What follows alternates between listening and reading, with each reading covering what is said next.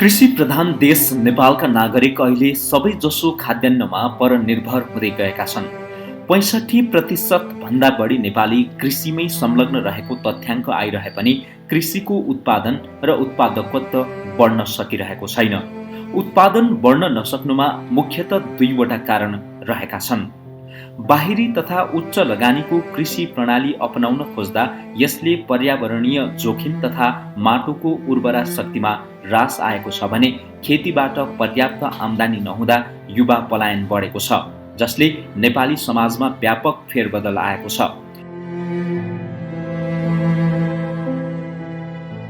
युवालाई कृषिमा लगाउने राज्यको उपयुक्त नीति नहुँदा हरेक वर्ष श्रम बजारमा आउने 5 लाख युवा वैदेशिक रोजगारीमा जान बाध्य भएका छन्। धनी बाबुआमाका पढे लेखेका युवा अमेरिका, क्यानाडा र युरोपमा छन् भने विपन्न परिवारका युवा खाडीका देशमा ज्याला मजदुरी गर्न गइरहेका छन्। पाखुरामा बल भएका युवा विदेशिएपछि कृषिको कर्म महिला र वृद्धहरूमा सरेको छ। बच्चा बच्ची नि हेर्नु पर्यो, खेतीपातीहरू सबै थोक आफूले गर्नु पर्यो, हलो पनि जोत्नु पर्यो, कोदालो पनि खन्नु पर्यो, सबै थोक आफूले गर्नु परिहाल्यो नि त। पुरुषहरू अब जानुहुन्छ बाहिरतिर कमाउन, अब यस्तो विदेशतिर जानुहुन्छ, हाम्रो महिलाहरूकै बढी छ अहिले। उनीहरूले व्यापक रूपमा किनभने घरधन्दा पनि सम्हाल्नै पर्यो, केटाकेटी वृद्धहरूको स्याहार सुसारमा पनि लाग्नै पर्यो, यसबाहेक पनि खेतीपातीको थप बोझ आइपरेको हुनाले त्यो व्यापक रूपमा खेतीपाती अँगाल्न सकेका छैनन्। पढ्नु गर्नु पाउने काम हलो जोती खाएमा मान्छे किसान भएपछि नपढ्ने कुरा हो। किसान हुनुलाई पढ्नु पर्दैन, पढिसकेपछि किसानैबाट बाहिर जाने हो भन्ने किसिमको नै समग्र अनुभूति छ कि हामी त्यसबाट धेरै पीडित छौँ। कति हिसाबमा त्यसलाई अब नीतिगत हिसाबमा पनि दोष दिन मिल्छ, तर हाम्रो समग्र चिन्तन प्रक्रिया पनि त्यसै किसिमको छ। रेमिट्यान्सबाट भित्रिएको रकम पनि उपभोगमै सकिरहेको छ। पछिल्ला वर्षहरूमा नेपाली मुद्राकै अवमूल्यन भएको नेपाली उपभोक्ताको गुनासो छ। आयात निर्यातको तथ्याङ्कले देशको अर्थतन्त्रको हैसियत देखाउँदैछ। यस आर्थिक वर्षको 6 महिनामा 6 खर्ब बराबरको आयात भएको छ।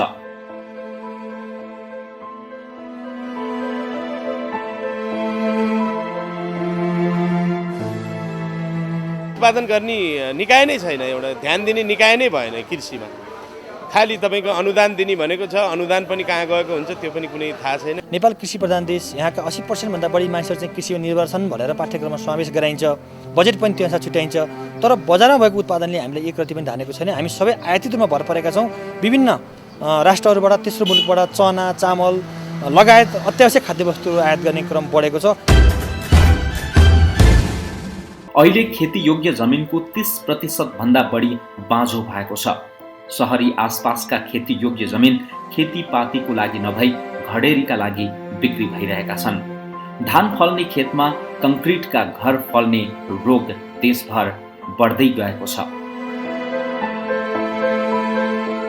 साह्रै गाह्रो छ। अब हामीहरूको लागि त अब दुःख सुख चल्यो, अब 2-4 वर्ष बाँचिएला, हामी त कति बाँचेला। अब आउने पुस्ताहरूको लागि त हेर्नुहोस् साह्रै गाह्रो, के खाएर बाँच्ने, कसरी गर्ने, कहाँ खेती लाउने। पछिल्लो 5 वर्षमा 84,000 हेक्टर जमिन घडेरीमा गएको छ। बाँकी 10 लाख हेक्टर खेतीयोग्य जमिन उपयोगमा आउन सकेको छैन।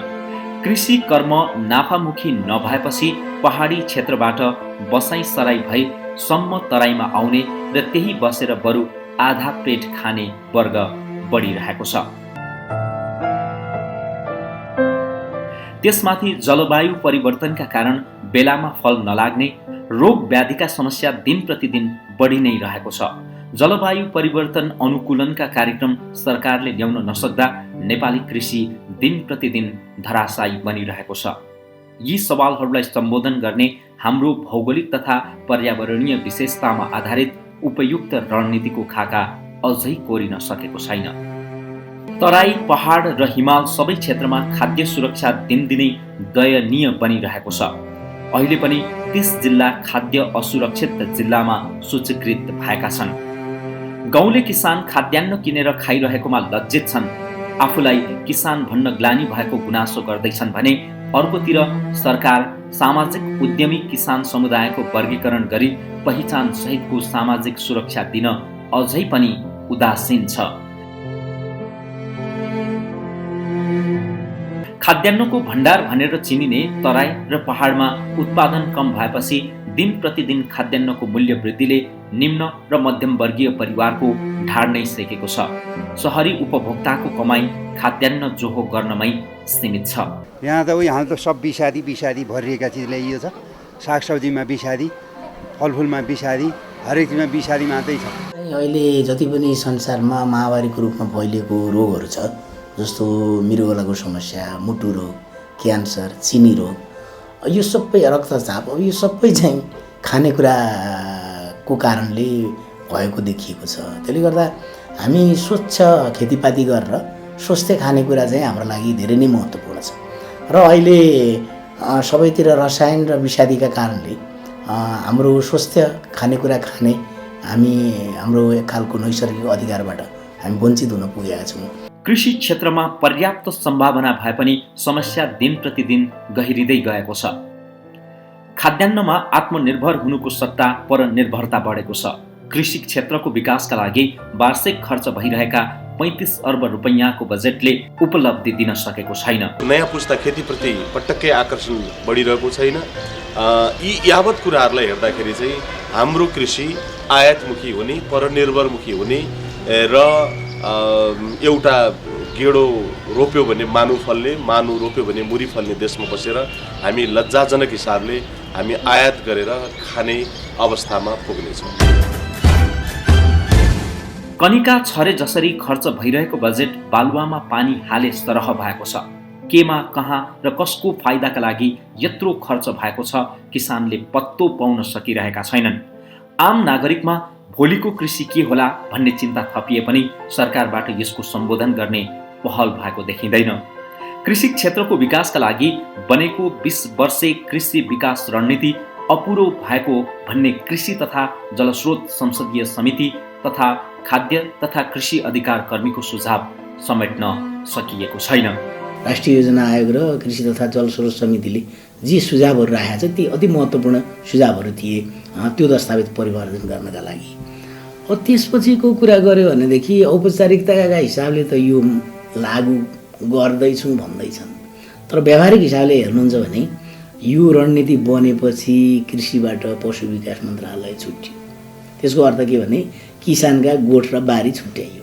त्यस्तै स्थानीय रैथाने बाली प्रवर्धन गर्दै खाद्य आत्मनिर्भर हुँदै तुलनात्मक लाभका कृषि उपजको उत्पादन कसरी बढाउन सकिन्छ भन्नेतर्फ योजना बनाउन ढिला भइसकेको छ।